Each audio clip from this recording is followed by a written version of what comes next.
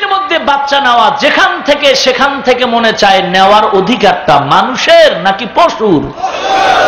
মানুষ শিক্ষিতা MBBS doctor হওয়ার পরেও যেই মন্তব্যটা করলো, মানুষত্বের মন্তব্য নাকি পশুত্বের মন্তব্য? মুসলমান ইমানদারেরা, তাহলে কি বুঝতে পারলাম? আল্লাহর নাম ছাড়া যত পড়া আছে, এ পড়ার দ্বারা মানুষ সব হতে পারে, কিন্তু মানুষ হতে পারে না। মানুষ এবার কাকে বলা হয়?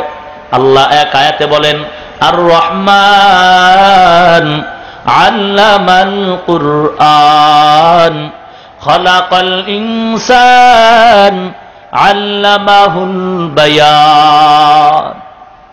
আল্লাহর পরিচয় দিয়া বলেন পয়গম্বর, আমি রহমানের পরিচয় দিয়া বলেন, রহমান হলেন তিনি, কোরআন শিখাইলেন যিনি। রহমান হলেন তিনি, মানুষ বানাইলেন যিনি। আল্লামাল কুরআন খলাকাল ইনসান।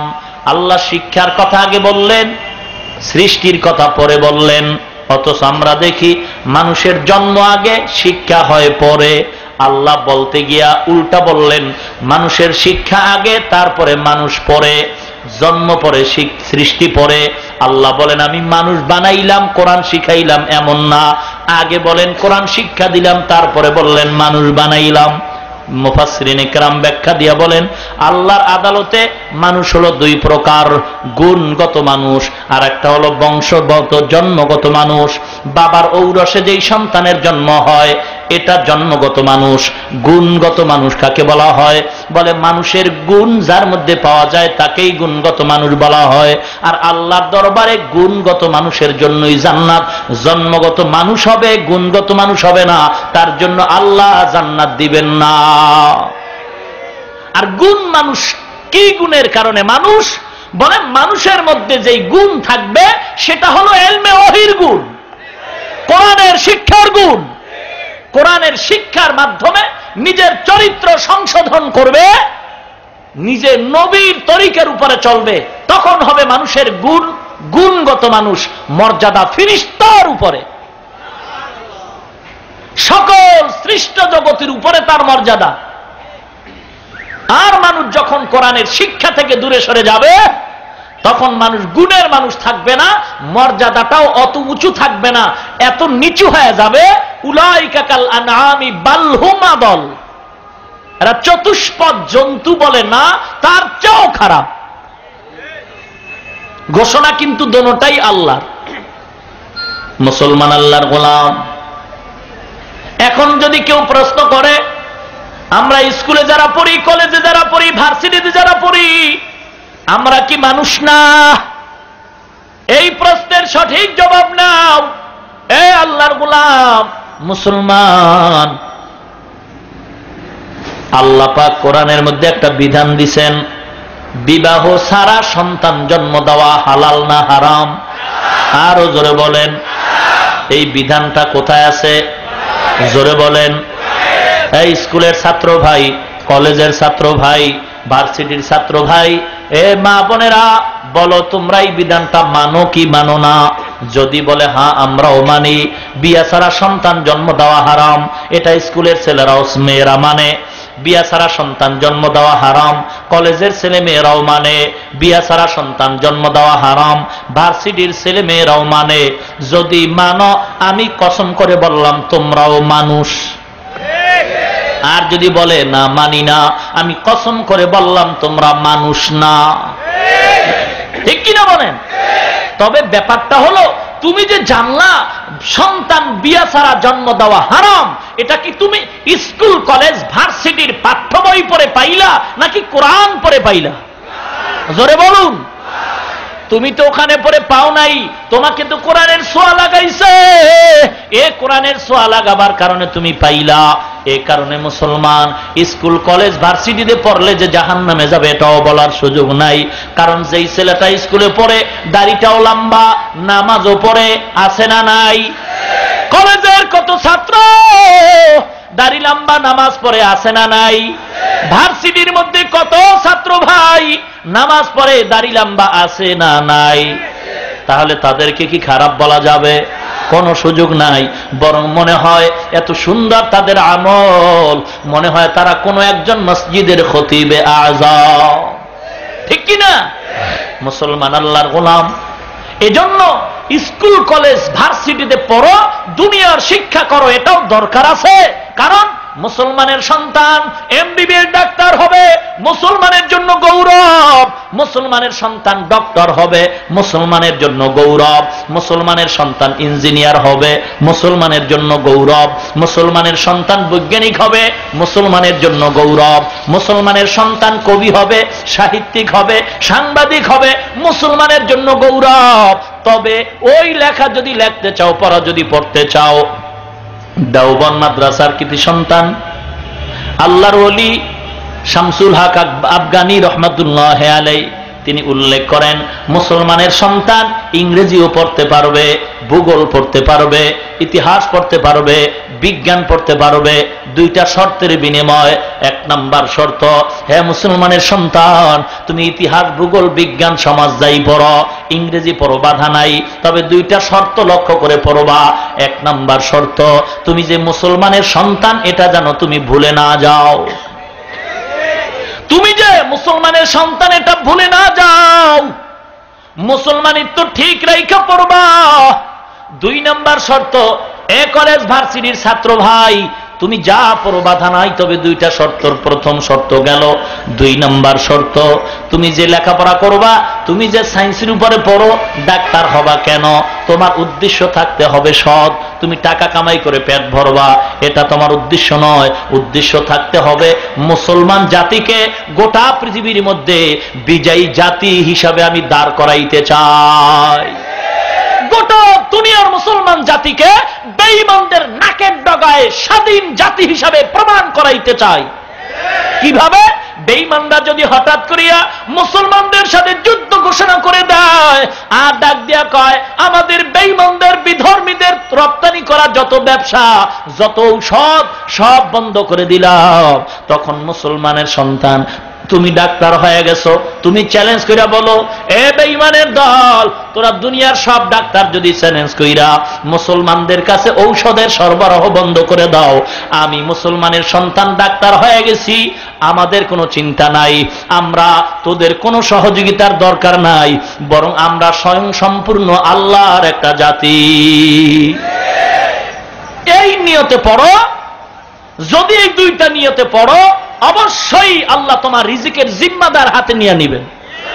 কিন্তু কে দুঃখ, কে দুঃখ গো,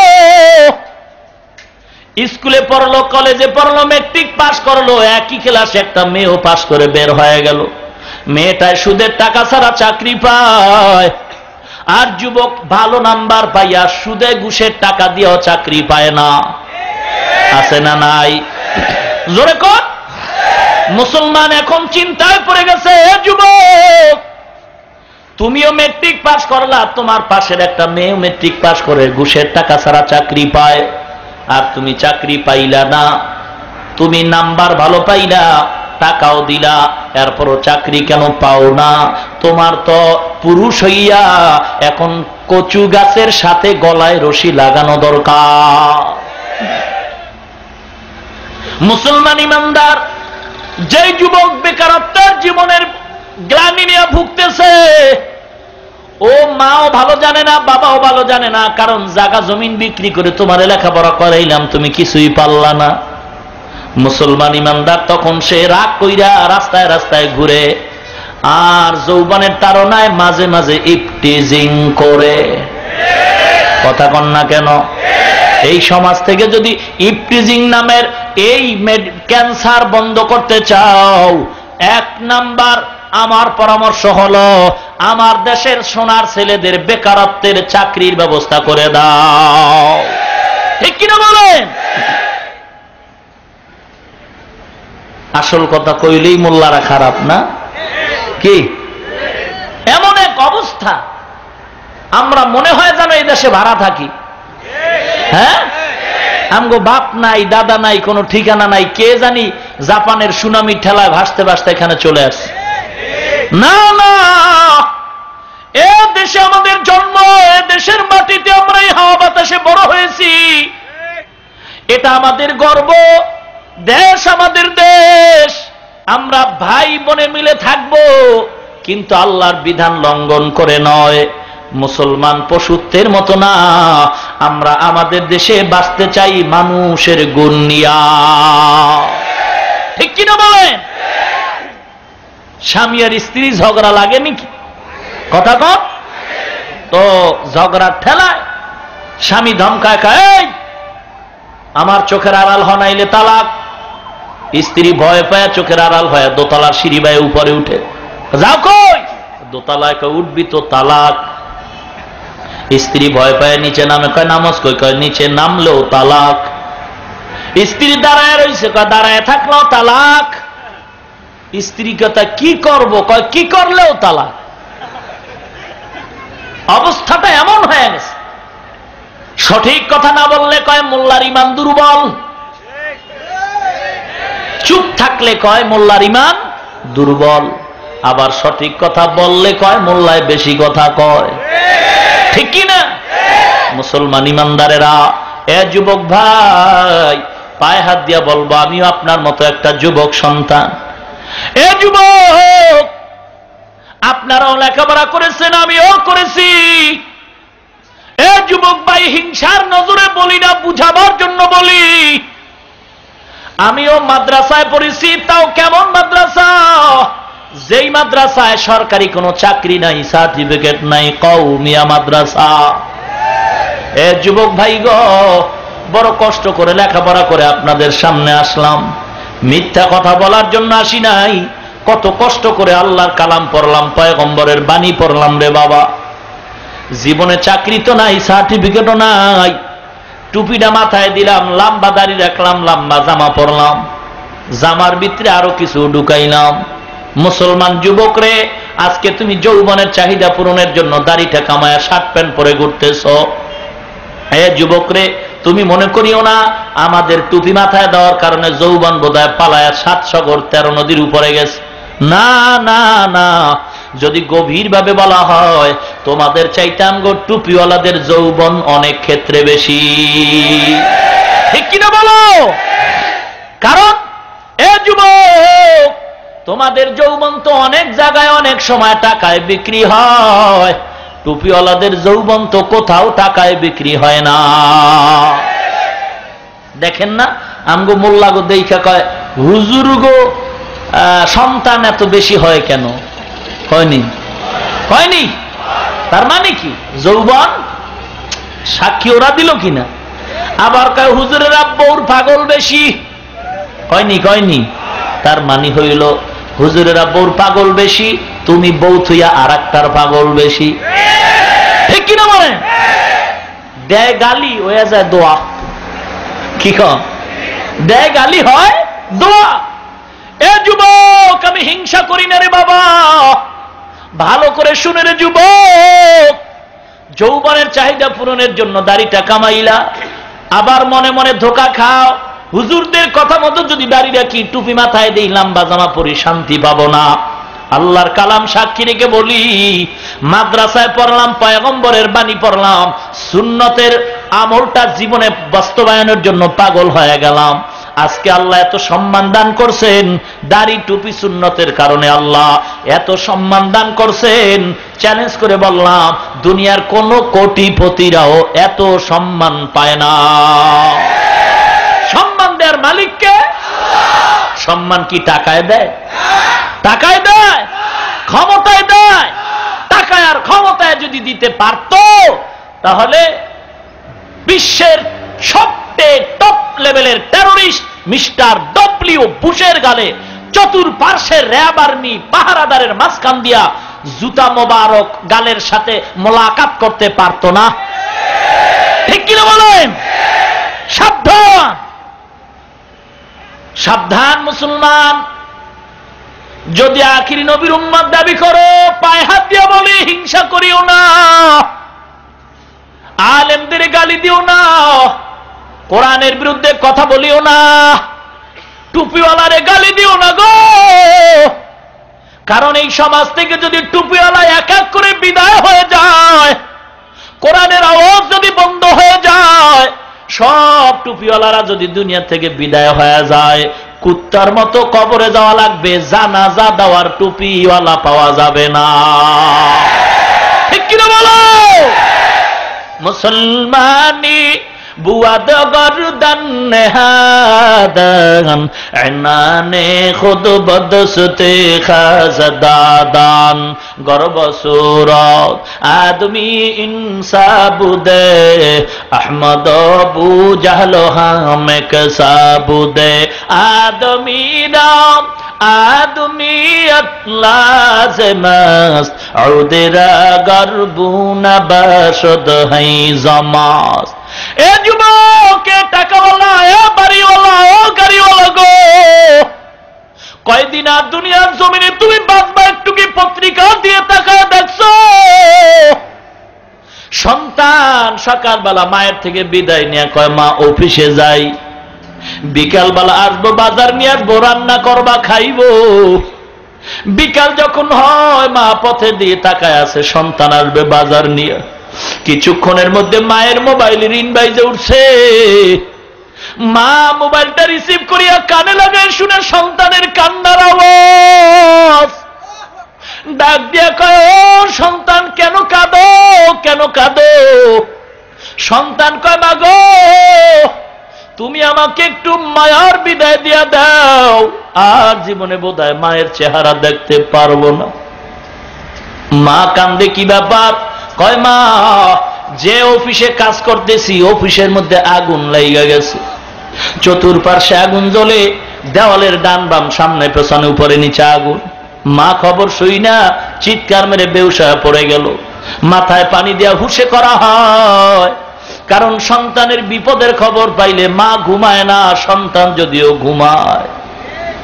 এ বিবি ঘুমাইছে, ভাই বোন ঘুমাইছে, মা ঘুমায় না, বারবার মোবাইল করে, বারবার মোবাইল করে, ও বাবা খাইছো, ঘুমাইছো, শরীরটা কেমন আছে? বিবি একবারও জিজ্ঞায় না, মা বারবার জিজ্ঞাসা করে।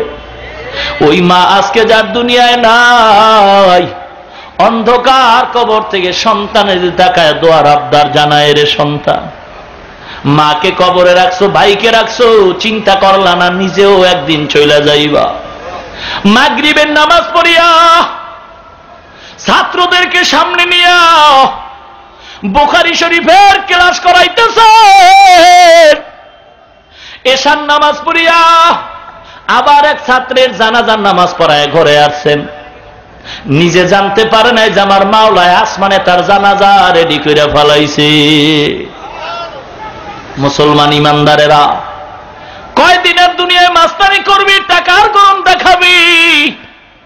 আল্লাহ তো প্রমাণের জন্য ফেরাউনের লাশটা দুনিয়ার জমিনে রাইখা দিছে। দেখ, আমি আল্লাহ বড় বেঈমানকে দুনিয়ায় রাখছি, মাটি গ্রহণ করে না, পানি গ্রহণ করে না, কেউ গ্রহণ করে না।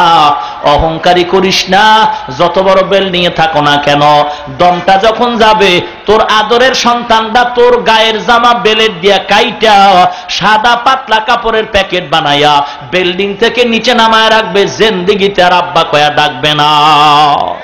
কোটি টাকার মালিক দেখো অভাব হয় না দূর, গরিবে ঘুমায় আরাম করে মনটা বাহাদুর। কোটি টাকার মালিক দেখো অভাব হয় না দূর, গরিবে ঘুমায় আরাম করে মনটা বাহাদুর। ফেরাউনের লাশটা দেখো মিশর জাদু ঘরে, খায় না মাটি পোকা মাছি সবাই ঘৃণা করে। হৃদয়ে থাকিবে যার নম্রতা সদা, রহমত আসিবে সেথা প্রভুর দাও। বড়র বড়াই থাকলে দিলে রহমত আসবে না, নিজেকে নিজে ছোট মনে করিব সদা। উঁচু জমিন থেকে পানি নিচু জমিনে যায়, তেমনি খোদার রহমত আসে নম্রতার হৃদয়। ভোগ বিলাসের বাড়ি গাড়ি পরে রবে সব, ভোগ বিলাসের বাড়ি গাড়ি পরে রবে সব।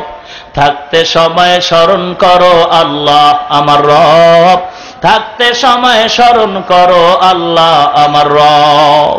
বলেন আমাদের রবকে, আর জোরে বলেন, মোহাব্বতে ডাক দেন কে? ইন্নাল্লাযীনা ক্বালু ربنا الله ثم استقاموا تتنزل عليهم الملائكة ألا تخافوا ولا تحزنوا وأبشروا بالجنة التي كنتم توعدون إن الذين قالوا ربنا الله ثم استقاموا فلا خوف عليهم ولا هم يحزنون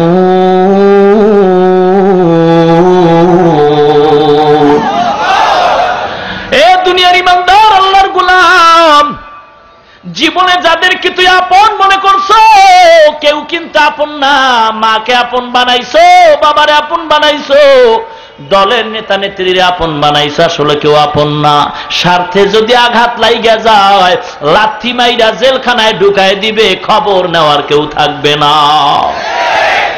কোর্টে গিয়া দেখো কত মা সন্তানের বিরুদ্ধে মামলা করে রাখছে, কত সন্তান পিতামাতার বিরুদ্ধে মামলা দিয়া রাখছে, কত স্ত্রী স্বামীর বিরুদ্ধে মামলা দিয়া রাখছে। প্রমাণ হয়ে গেল এরা কেউ আপন না, সব হলো স্বার্থপর দুশ্মন। এ দুনিয়ায় সবই পর, কবর যে তোর আসল ঘর। এ দুনিয়ায় সবই পর, কবর যে তোর আসল ঘর। কেমনে সেথায় থাকবি পরে, শুধুই মাটির বিছানা। কেমনে সেথায় থাকবি পরে, শুধুই মাটির বিছানা। চিন্তা করে দেখো না কবরে কি যাইবা না, যেই কবরে আল্লাহ সারা বন্ধু কেহ থাকবে না। যেই কবরে আল্লাহ সারা বন্ধু কেহ থাকবে না। চিন্তা করে দেখো না কবরে কি যাইবা না। চিন্তা করে দেখো না কবরে কি যাইবা না। এ দুনিয়া সারিয়া কোথায় যাইবা ভাগিয়া। এ দুনিয়া সারিয়া কোথায় যাইবা ভাগিয়া। মরণ তোমায় লইবে ঘিরি, যতই করো বাহানা। মরণ তোমায় লইবে ঘিরি, যতই করো বাহানা। চিন্তা করে দেখো না কবরে কি যাইবা না। যেই কবরে আল্লাহ সারা বন্ধু কেহ থাকবে না। যেই কবরে আল্লাহ সারা বন্ধু কেহ থাকবে না। চিন্তা করে দেখো না কবরে কি যাইবা না। খারাপ লাগে? কষ্ট হয়? গান ভালো লাগে না? কি একতারা লাগবো? দোতারা, হারমোনিয়াম, ঢোল? এ আল্লাহর গোলাম, আল্লাহর নামে গান গাইতে থাকো, কোন একতারার দরকার নাই। আল্লাহর নামের গান গাও, নবীর শানের গান গাও। দিলটা নরম করে দাও, ইখলাসের টানে টানো, দেখবা মানুষের দিলটা নরম হয়ে যাবে। এমন গান গাইলেও সওয়াব হবে, শুনলেও সওয়াব হবে। কিন্তু যেই গানের বাদ্যযন্ত্রের দ্বারা যুবকের যৌবনের নদীতে জোয়ার আসে, এমন গান গাওয়াও হারাম, শ্রবণ করাও হারাম। ঠিক কিনা বলে? কিন্তু এখন তো ঢোলে বাড়ি না দিলে নাকি বাবার দরবার আর টাইট হয় না। কি আছে না নাই? গানের আসর মিলাইছে, মদের আড্ডা মিলাইছে, নামাজ নাই, রোজা নাই, সুন্নতের খবর নাই, কোরআনের তেলাওয়াত নাই। যার ভিতরে আল্লাহর কালামে পাকের তেলাওয়াত নাই, যার ভিতরে হাদিসের ব্যাখ্যা জানে না, যার মধ্যে নবীর সুন্নত নাই, সে পীর হবে দূরের কথা, মুসলমান হইল কিনা চিন্তা করার দরকার। ঠিক কিনা বলেন? সাবধান! নামাজ নাই, সুন্নত নাই, দাড়ি নাই, টুপি নাই, চেহারাটা ভাল্লুকের মতো, চুলগুলি উল্লুকের মতো। ঠিক কিনা বলেন? আবার সাইনবোর্ড লাগায় বিশ্ব অলি, মাহবুবে সুবহানি, কুতবে রব্বানি, সারা শরীর মোবারকে চুলকানি। আছে না নাই? এই চুলকানির ব্যাখ্যা শুনো। চুলকানির ব্যাখ্যা হলো, এ সমস্ত ভণ্ডরা নামদারি পীর দাবি করে নামাজ পড়ে না। নামাজের কথা শুনলে তাদের শরীর মোবারক চুলকায়, পর্দার কথা শুনলে শরীর মোবারক চুলকায়, কোরআনের তেলাওয়াতের কথা বললে শরীর মোবারক চুলকায়। ঠিক কিনা বলেন? রাগ করেন নাকি? এই আমিও পীরের মুরিদ, কেউ মনে করেন না যে পীরের বিরুদ্ধে বলি, আমিও পীরের মুরিদ, কিন্তু পীরের মুরিদ হওয়ার পেছনে আমার স্লোগান আছে, আমি আমার পীরের মুরিদ থাকব কতক্ষণ, যদি আমার পীর আল্লাহ এবং নবী মানে যতক্ষণ। যদি দেখি আমার পীর আমার আল্লাহর কোরআন মানে না, নবীর সুন্নাত মানে না, আল্লাহর কসম আমি আমার পীরকেও মানি না।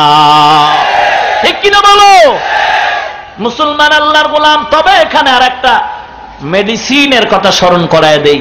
বর্তমান সমাজে এক শ্রেণীর টুপিওয়ালারা বলে কোন মুরব্বীর দরকার নাই, ইমামের দরকার নাই, কোরআন মানো, হাদিস মানো, এমনি এমনি কি মানা যাবে, মুরব্বীর দরকার নাই। আল্লাহ তো রিজালুল্লাহ কিতাবুল্লাহ দোনোটাই দিয়েছেন নাজাতের জন্য, হেদায়েতের জন্য, পথ প্রদর্শকের জন্য।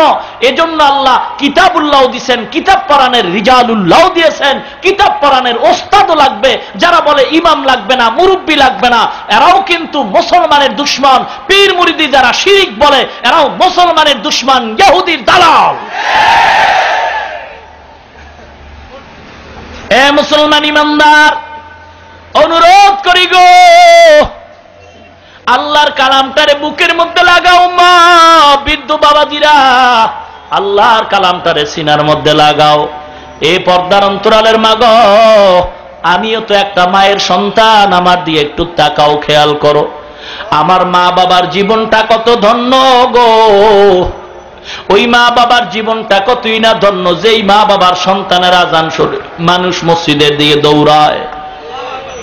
ওই মা বাবার জীবনটা কতই না ধন্য, যেই মা বাবার সন্তান কোরআনের আলেম হয়। ওই মা বাবার জীবনটা কতই না ধন্য, যেই মা বাবার সন্তান কোরআনের হাফেজ হয়। অনেক মানুষ বিয়া কইরা আইসা কান্দে আর কয় হুজুর দোয়া করেন। কি দোয়া করব? 10 বছর বিয়া করলাম, একটা সন্তান আমি পাইলাম না। সন্তান দিয়া কি করবা? বলে সন্তান রমজান মাসে দেখলাম আমার বাড়ির কিনারায় পাশের গরিবের ছেলেটা খতমে তারাবির ভিতরে দাঁড়াইয়া আল্লাহর কালাম এত মজা কইরা পড়ছে, আমার দিলটা নরম হয়ে গেছে। আমি তখন চোখের বাড়ি ছেড়ে বলছি, আল্লাহ গো, আমাকেও যদি একটা সন্তান দান করতা, আমার সন্তানটারে আমি কোরআনে হাফেজ বানায় দিতাম। এ মুসলমান মা বোনেরা, এ বৃদ্ধ বাবাজিরা গো, ওই মা বাবার জীবনটা কতই না ধন্য, যেই মা বাবার সন্তানের কাছে হাজার হাজার মানুষ দোয়ার জন্য দৌড়ায়। ওই মা বাবার জীবন ধন্য, যেই মা বাবার সন্তান জমানার বড় আলেম হয়। ওই মা বাবার জীবনটা ধন্য, যেই মা বাবার সন্তান জমানার হক্কানি পীর হয়। ঠিক কিনা বলেন? মুসলমান ইমানদারেরা, আল্লাহর কাছে দোয়া করেন, আল্লাহ এমন সন্তানের মা বাপ বানায় দাও, মরণের পরে সন্তান যেন জানাজা পড়াইতে পারে। বলেন আমিন। জানাজা পড়াইতে গেলে ট্রেনিং লাগবো না? কথা কয় না। কই ট্রেনিং দিব? কথা কন। কোথায় কোথায় কোথায়? মাদ্রাসায় জানাজার ট্রেনিং হয় নাকি জঙ্গির ট্রেনিং হয়? কথা কন, কথা কন। বাংলাদেশের মধ্যে একটা মাদ্রাসা দেখাও যেই মাদ্রাসায় কোরআনের ট্রেনিং, সুন্নতের ট্রেনিং ছাড়া জঙ্গির ট্রেনিং হয়। পারবে? একটা দেখাও। পারবে? না পারলে মিথ্যা কথা বলো কেন? আর যদি থাকে তাহলে তুমি এটার সাইজ করো না কেন? ঠিক কিনা? যদি থাকে, গোয়েন্দা বাহিনী আছে, এদের দিয়ে ধরো। কথা বলেন না কেন? যে কোন মাদ্রাসায় কিসের ট্রেনিং হয় খোঁজ নাও। আর গোপন কিছু না, প্রত্যেকটা মাদ্রাসার কমিটি আছে, সব দলের লোকও কমিটিতে আছে। কথা বলেন না কেন? তাহলে সেখানে খোঁজ নাও কোন মাদ্রাসায় কিসের ট্রেনিং হয়। উল্টো পাল্টা যদি কিছু পাও ধরো, জনতার আদালতে বিচার করো, আমরা দোয়া করতে রাজি। ঠিক কিনা? কিন্তু মিথ্যা অপবাদ দিও না, আল্লাহকে ভয় করা দরকার। ঠিক কিনা বলে? মুসলমান ইমানদার, আল্লাহর কালামের হাফেজের তো অভাব নাই। দুনিয়াতে যত বই আছে, আদর্শ লিপি একটা বই 10 পৃষ্ঠা মাত্র, সরোয়া সরেয়া ক খ। এই বইটার একজন হাফেজ পাওয়া যাবে কি? বলেন বলেন। দুনিয়ার যত ধর্মগ্রন্থর হাফেজ আছে, কিন্তু আল্লাহর কালামের হাফেজ আছে না নাই? লক্ষ কোটি কোটি হাফেজে কোরআন। ঠিক কিনা বলেন? দুনিয়ার একটা কথা শুনলে বারবার ভালো লাগে না, কিন্তু আল্লাহর কালাম যতবার শোনা হয় ততই মজা অন্তরে লাইগা যায়, ঠিক কিনা? এই কালামে জিন্দা কুরআনে হাকিম, হিকমতে উলা ইয়াজালাসত কদিম, জামিউল ইলম ফিল কুরআনে হাকিম, তাকাসার আনহু ইফহামুর রিজালি। এখন ইন্টারন্যাশনাল ল্যাঙ্গুয়েজ পড়াবার জন্য বাবায় পাগল, মেয়ে পাগল, বিবি পাগল, দাদা পাগল, ইংলিশ মিডিয়ামে পড়ায়। সেখানে গেলে কি কয়? ক সরতে অজগর, সরায়াতে আপা। সন্তান কয় অজগর, এটা আবার কেমন? একটা সাপের নাম, যারে পায় তারেই খায়। কি সরায়াতে আপা, এটা আবার কেমন? এটা তো আপেলের মতো টক টক করে, তাই নাকি মা? সন্তান আপার পরিচয় পায়, সন্তান অজগরের পরিচয় পায়, পাইয়া মেজাজটা গরম কইরা বড় হয়, এরপরে সাপের মতো যারে পায় তারেই খায়, চাঁদাবাজি করে, দুর্নীতি করে, ঠিক কিনা? এই অক্ষর দুইটা যদি মাদ্রাসায় পড়ে তখন কি শিখব? সরাতে অজু, সরায়াতে আল্লাহ, ঠিক কিনা? ইন্টারন্যাশনাল ল্যাঙ্গুয়েজ স্লোগান দিয়া তো আজকে মুসলমান। এক সময় তো আলেম ওলামারা ইংরেজির বিরুদ্ধে কথা বলতো, ইংরেজি ভাষার বিরুদ্ধে কথা বলতো। বেঈমানরা এত কৌশল করছে যে ইংরেজি পড়বি না, খাওয়ায়া সারুম। বিস্কুটের মধ্যে ইংরেজি, চায়ের মধ্যে ভিজা আর ভিতরে ঢুকা। কি আছে না নাই? মুসলমান ইমানদারেরা, সন্তানটা এখন কোরআনের ছোঁয়া পায় নাই, সকালবেলা একটু পড়বে মক্তবে গিয়া, তাও তো বন্ধ হয়ে গেছে। সন্তান যেন কোরআনের ছোঁয়া না পায়, ইংরেজি পড়ে। ইন্টারন্যাশনাল ল্যাঙ্গুয়েজ বলতে কি বোঝানো হয়? সব জগতে যেই ভাষাটা প্রচলন আছে এইটাই তো, কথা বল না কেন? সর্বত্র যেই ভাষা চলে এটাই যদি ইন্টারন্যাশনাল ল্যাঙ্গুয়েজ হয়, তাহলে আমাদের বিবেক বলে, আমাদের কোরআন বলে, ইসলাম বলে ইন্টারন্যাশনাল ল্যাঙ্গুয়েজ আরবি, আল্লাহর কালামের ভাষা। কারণ মানুষের জীবনে জগৎ হলো 6টা: রুহের জগৎ, মায়ের জগৎ, দুনিয়ার জগৎ, কবর জগৎ, হাসর জগৎ, জান্নাত জাহান্নামের জগৎ। প্রত্যেকটা জগতে চলবে ইংলিশ, ফার্সি, উর্দু নাকি আরবি? সব জগতে যেই ভাষা চললে ইংলিশ ইন্টারন্যাশনাল হয়, তোমার যুক্তিতে বলে আরবিটাই ইন্টারন্যাশনাল। তবে ইংলিশ পড়লে গুনাহ হবে আমরা বলি না, ওই আগের কথা, দুইটা শর্তের বিনিময়ে পড়তে হবে, ঠিক কিনা? কিন্তু সন্তান কোরআনের খবরই নেই। প্রাইভেট মাস্টার ইংলিশ স্যার আসে, প্রাইভেট মাস্টারের বেতন 2000, 3000, 5000, দুইদের বোনাস, আর কোরআন পড়াবার জন্য শিক্ষক পায় না। মুয়াজ্জিনরে ভাড়া করছে, কোন সময় কয় আসর থেকে মাগরিব, খেলার টাইমটা। বেতন কত? কয় 50 টাকা, বাকি বলে 11 মাস। কারো বিরুদ্ধে নয়, মুসলমান হইয়া যদি কবরে যাইতে চাও, আমি আগেই বলছি ইংরেজি শিখাও বাধা নাই, কলেজে পড়াও বাধা নাই, কিন্তু আল্লাহর কালাম ভুলে যাইও না। মুসলমানের সন্তান তুমি এটা ভুলে যাও না। কিন্তু যেই শিক্ষার ফাউন্ডেশন মিথ্যার দ্বারা হয়, ওই শিক্ষার দ্বারা জাতি কোনো উপকার পাবে না, ঠিক কিনা বলেন? মুসলমান ইমানদারেরা, এ যুবক ভাই, আমিও তো আপনার মতো একটা যুবক সন্তান। পায়ে হাত দিয়া বলি, এ যুবক, যৌবনের চাহিদা পূরণের জন্য শার্ট প্যান্ট পরে দাড়িটা কামাইলা, রাগ করবেন না রে যুবক, বুঝাবার জন্য বলি, হিংসার নজরে বলি না। আল্লাহ সাক্ষী আছেন মুসলমান, পায়ে হাত ধরে বললাম, এ দুনিয়া চিরদিন থাকার জন্য আসি নাই, আপনিও থাকবেন না। আমার আদরের ভাই মরহুম আইনুদ্দিন আল আজাদ অন্ধকার কবরে অল্প বয়সে আজকে ঘুমাইতেছে, কেউ তার নাম নেয় না। মুসলমান, একদিন আমিও চলে যাব। এ তাকায় দেখো, এই সদরঘাট লঞ্চ পানিতে ডুইবা কত মানুষ চলে গেল। এমন কোন দিন নাই যেদিন পত্রিকায় দেখি না যে অ্যাক্সিডেন্টে মানুষ মরে না। বাসের তলে পড়ে কত মানুষের মরণ, হুন্ডার তলে পড়ে কত মানুষের মরণ, পানিতে ডুইবা কত মানুষের মরণ হয়। যদি শুনি 100 মানুষ মরছে, এর মধ্যে খবর পাইলে দেখা যায় গড়ে যুবকের মরণের লাশ বেশি, ঠিক কিনা বলেন? সব অকালে মরণ। মুসলমান ইমানদার, এ যুবক ভাই গো, পায়ে হাত দিয়ে বলতে চাই, আজকে মনে করছো টুপি মাথায় দিলে শান্তি নাই, দাড়ি রাখলে শান্তি নাই। আল্লাহর কসম খায় বলি, দাড়ি নাই, টুপি নাই, সুন্নত নাই, নামাজ নাই, গাঞ্জা টানে, বিড়ি টানে, সুদ খায়, ঘুষ খায়, এমন একটা লোক আমার সামনে দাঁড় করায় দেখাও যে লোকটা শান্তিতে আছে। একটা প্রমাণ যদি দেখাইতে পারো, আল্লাহর কসম জীবনে আর নামাজ পড়বো না, দাড়ি রাখবো না, টুপি মাথায় দিব না। মুসলমান পায়ে হাত দিয়া বলবো, শান্তি কি জিনিস বুঝরে বাবা, আমরা তো অশান্তিতে নাই। অনেকে কয় নামাজ না পড়লে কি হইব, তো দেহ তো পরিষ্কার, জান্নাত তো আমরাই পাবো, হুজুর গো থেকে তো আমরাই অনেক ভালো। কয়নি? ঠান্ডার মধ্যে হাত বের করা যায় না, পা বের করা যায় না, আর ফজরের আজানের আগের ঘুমটা কি মজার ঘুম। কি কন? আজান হয়ে গেল, প্রচন্ড ঠান্ডা, এই মজার ঘুমটা ল্যাপ ফালাইয়া ঠান্ডা পানি দিয়ে ওযু কইরা নামাজে দাঁড়ায় গেলাম। রৌদ্র নাই, বৃষ্টি নাই, নামাজ বাদ দিলাম না। এত কষ্ট করে টুপি মাথায় দিলাম, লম্বা জামা পরলাম, দাড়ি রাখলাম।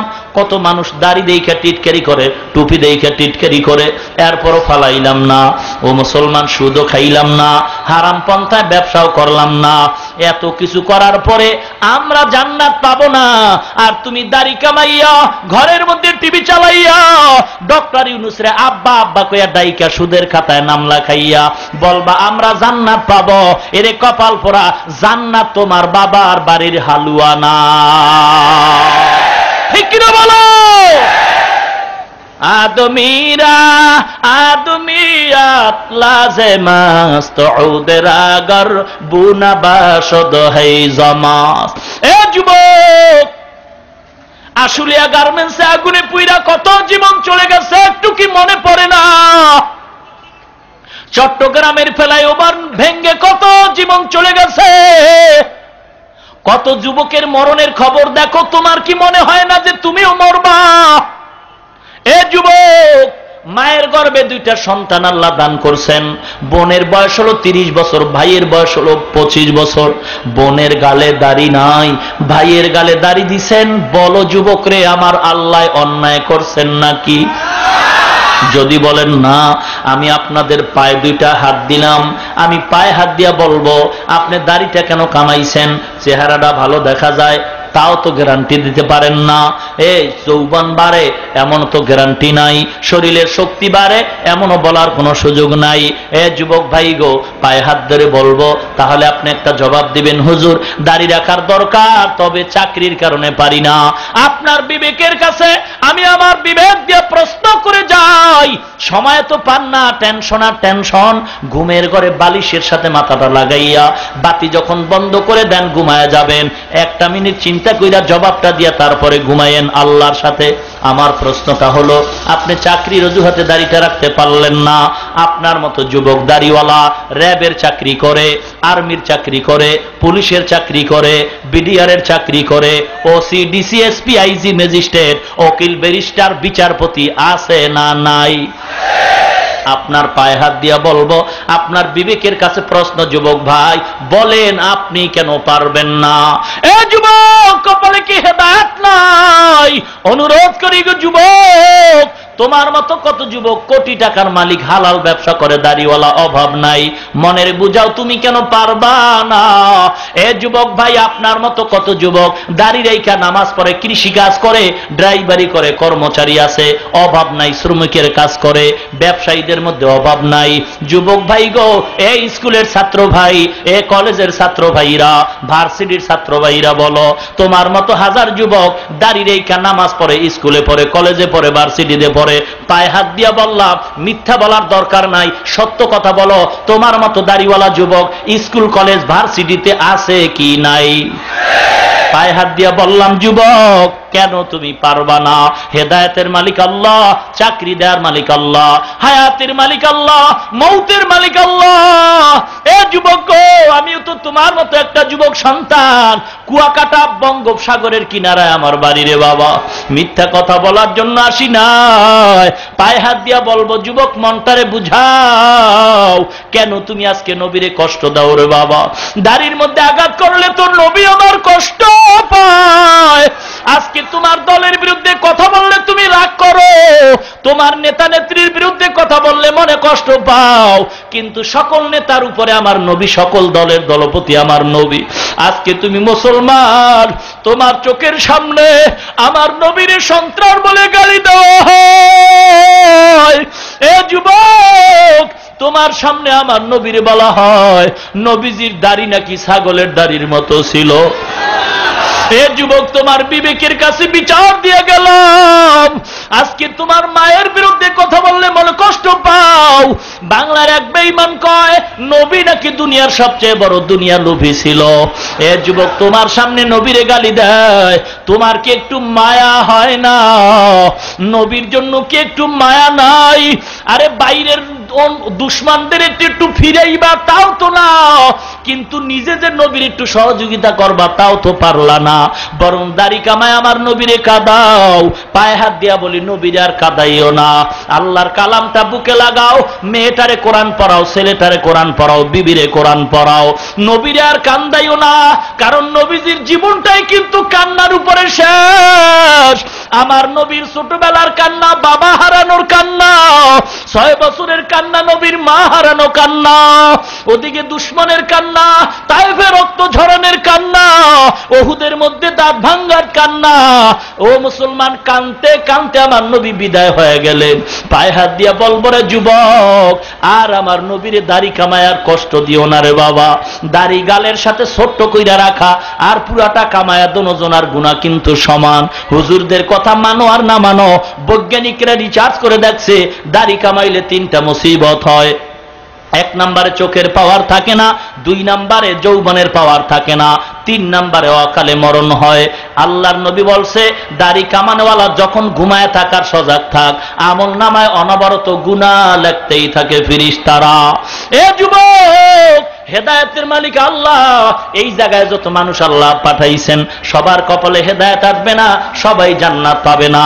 একটা মানুষ যদি হেদায়েতের জন্য ওয়াদা করে বলে আল্লাহ আমার মতো অপরাধী কেউ নাই, আয় আল্লাহ আমি তোমার দরবারে গোপনে ওয়াদা করলাম, তওবা করলাম, জীবনে আর নবীর সুন্নাত জবাই করব না, জীবনে আর নবীর কোনোদিন আঘাত দিব না।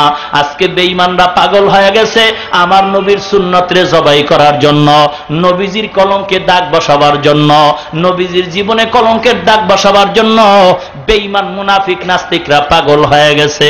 মুসলমান, আমার নবী বলছেন 2টা জিনিস তোমরা ছাইরো না, একটা হলো কোরআন আর একটা হলো নবীজির সুন্নত। আর মুরব্বির পিছনে যাও, খাঁটি আল্লাহওয়ালার কাছে যাও। আল্লাহওয়ালা কারা? যাদের কথায় চোখের পানি আসে, দিলটা নরম হয়, আমলটা সুন্দর হয়। এ মুসলমান আল্লাহর গোলাম যুবক ভাই গো, হেদায়েতের মালিক আল্লাহ, আপনার কবরে আপনি যাবেন, আমার কবরে আমি যাব, কারো কবরে কেউ যাব না। অনুরোধ করে বলবো রে যুবক, আল্লাহর মুহাব্বতে খাঁটি অন্তরে তওবা করবা। আয় আল্লাহ, জীবনে আর কোনোদিন নবীর কলিজায় আঘাত দিব না। যদি অন্তরটা খাঁটি হয়, হাত উঠাইয়া ওয়াদা করে আল্লাহকে দেখাও, আল্লাহ জীবনের মরণ পর্যন্ত দাড়ির মধ্যে আর অস্ত্র লাগাইব না। নারে তাকবীর! হাত সোজা করেন, সোজা করেন, আর উঁচু করেন। যাদের অন্তরের নিয়ত ভালো না, যাদের নিয়ত ভালো না তারা হাত নামায় দেন, আর যাদের নিয়ত খাঁটি তারা হাত আর উঁচু করেন। আয় আল্লাহ তাআলা, মাবুদ আমার দায়িত্ব শেষ, আপনার কুদরতি হাতে তুলে দিলাম গো আল্লাহ। যেই সময় বেঈমানরা নবীর সুন্নাত জবাই করার জন্য পাগল, ওই সময় এই ময়দানের ভিতরে 12 দিন ব্যাপী ময়দানে মাহফিল ফস্তওয়ালা। আয় আল্লাহ, আপনার হাজার হাজার হাজার হাজার গোলামরা আপনার নবীর সুন্নাত জিন্দা করার জন্য ওয়াদা করতেছেন। আয় আল্লাহ, আপনি কবুল ও মঞ্জুর করে নেন, মুসিবতে ধৈর্য ধারণ করার তৌফিক দান করে দেন। আয় আল্লাহ, লেখাপড়া যারা করে সফলতা দান করেন, যারা চাকরি করে সফলতা দান করে দেন। আয় আল্লাহ, যারা ব্যবসা করে ব্যবসায় বরকত দান করে দেন, ঈমান ও নেক আমল অবস্থায় কবরে যাওয়ার তৌফিক দান করেন, বলেন আমিন। আমাল সে বনতি है ये जन्नत भी जहन्नम, अमाल से बनती है ये जन्नत भी जहन्नम, ये खाक फितरत में ना नारी है ना नूरी, ये खाक फितरत में ना नारी है ना नूरी। ও মুসলমান আল্লাহর গোলাম, ও বৃদ্ধ বাবাজিরা, আল্লাহর কালামটা যারা পড়তে পারেন না, ফজরের নামাজ পড়িয়া স্ত্রী আর স্বামী এক যায় নামাজে বৈশা আল্লাহর কালামটারে হাতে নিয়া ওই লাইনে লাইনে আঙ্গুল টানবা আর চোখের পানি চাইরা কানবা, আল্লাহ তুমি তোমার কোরআনের নূর আমার সিনার মধ্যে দান করে দাও। মুসলমান আল্লাহর গোলাম, পুরা কোরআনটারে সহি করার তো কোনো সময় পাবেন না। অনুরোধ করি রে বাবা, কমপক্ষে 5টা সূরা শুদ্ধ করে নেন ইমাম সাহেবের থেকে, কোন কারি সাহেবের থেকে পড়িয়া। সূরায়ে ফালাক, সূরায়ে নাস, সূরায়ে ইখলাস, সূরায়ে কাউসার, সূরায়ে আসর, 5টা সূরা সুন্দর করে সহি করে নেন। 5টা সূরাই হবে জীবনের নামাজের সফলতা। ভাইরা আমার, অনুরোধ করব, আল্লাহ পাকের কাছে সবাই দোয়া করেন, আল্লাহ পাক আমাদের সবাইকে খাঁটি গোলাম হিসেবে কবুল করে নেন এবং প্রত্যেকটা মানুষের জবানে আল্লাহর কালামের আওয়াজ জারি করে দেন। বলেন আমিন। আরো জোরে কোন আমিন। ভাইরা আমার, আল্লাহর কালামের দরকার আছে না নাই? কোরআনের শিক্ষার দরকার আছে না নাই? কোরআনের শিক্ষার কথা বলতে গিয়া কি ভিন্ন শিক্ষা বাদ দিলাম? এমনটাই বুঝলেন নাকি? না, শিক্ষা দোনোটাই দরকার, তবে মূল চাবি কোনটা? কোরআনের শিক্ষা। মূল চাবি কোনটা? কোরআনের শিক্ষা। বাখা কোরআন কালামুল্লাহ বসানো, কদিমস্তি কদিমস্তি নইন, এই কালামে জিন্দা কুরআনে হাকিম, হিকমতে উলা ইয়াজাল সুতো কদিম, জামিউল ইলম ফিল কুরআনে হাকিম, তাকাসার আনহু ইফহামুর রিজালি। আল্লাহ সবাইকে কবুল করুন। কষ্ট হয়? চলবে? আরো থাকবেন? দেখি তো কারা কারা থাকবেন না। কি বাবা, হায় হায়, কি ভাই থাকবেন না? হাত উঠাইলেন কেন? ওই এক আল্লাহর ওলি নাকি বলছে কেউ জাহান্নামে যাবেন, এক মুরব্বী বলে আল্লাহু আকবার।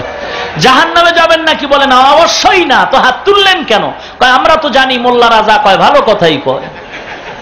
বাঙালি পাগল হইল তাহলে ঠিক, পাগল হইল তাহলে ঠিক।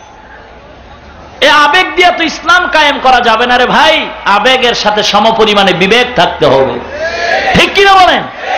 আল্লাহর কাছে দোয়া করি, আল্লাহ পাক এই 12 দিন ব্যাপী সম্মেলনকে কিয়ামত পর্যন্ত কায়েম করুন।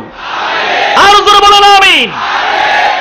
উলামায়ে হকদের মাধ্যমে এই জমিনকে উর্বর করার শক্তি, সাহস, হিম্মত আল্লাহ দান করুন। যারা এর পেছনে মেহনত করতেছেন, আল্লাহ পাক তাদের এই মেহনতকে ইহকালে শান্তি, পরকালে আল্লাহ পাক মুক্তির ব্যবস্থা করুন। বলেন আমিন। আরো জোরে কোন আমিন।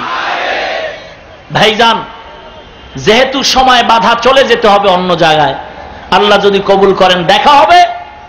আমার ভাইজান আল্লামা মারুফ বিল্লাহ দামাত বারাকাতুহুল আলিয়া আমার বাসায় গেছেন, বড় আদর করে দাওয়াত দিয়েছেন। কমিটির যারা আছেন সবাই মুরব্বী, আল্লাহর কাছে আমিও ব্যক্তিগত দোয়া করি আল্লাহ যেন তাদের সবার ভিতরে হায়াতে বরকত দান করেন এবং এই মাহফিলের খেদমত আল্লাহ কবুল করেন এবং হকের মাধ্যমে যেন আল্লাহ এই খেদমত জিন্দা রাখেন। বলুন আমিন। জানুয়ারি মাসের 10 তারিখ একটা দাওয়াত দিলাম, আপনারা আমাকে মহব্বত করেন।